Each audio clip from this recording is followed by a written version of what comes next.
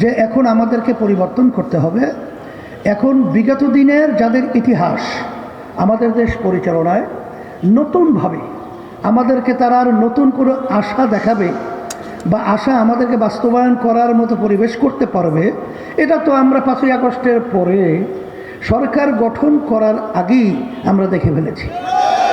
নতুনভাবে দেখার আর কিছু আছে বলে আমার মনে হয় না। সেই হিসাবে আমি বলবো, আসেন এই দেশ যারা আমরা ভালোবাসি, যারা আমরা মুসলমান ইসলামকে ভালোবাসি, যারা আমরা মানবতার পক্ষে অবস্থান তৈরি করেছি, আমরা সবাই একত্রিত হয়ে এই অবস্থার পরিবর্তন দেশের জন্যে আমি আহ্বান করব। আসেন এই শান্তি একমাত্র যেই নীতি আদর্শ তার নাম হলো ইসলাম। ইসলাম নীতি আদর্শের মধ্যে আমাদের মহাসচিব বলেছেন যে বাংলাদেশের হিন্দু মহাজোটের যে মহাসচিব তিনি বলেছিলেন 71 থেকে শুরু করে ইসলামী আন্দোলনের ব্যাপারে তিনি বলেছেন কথা কাজের মিল পাই পীর সাহেব চরমনাই আব্বাজার রহমতুল্লাহ আলাই দাদাজার রহমতুল্লাহ আলাই থেকে তিনি এই ইতিহাস টেনে নিয়ে আসছেন।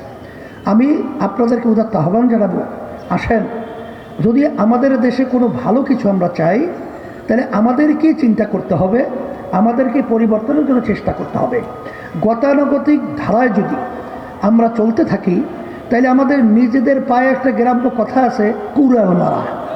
এই কুড়াল নিজেদের পায়ে নিজেরাই মারব। আসলে ভালো কিছু আশা আমরা আসলে করতেও পারবো না, দেখতেও পারবো না।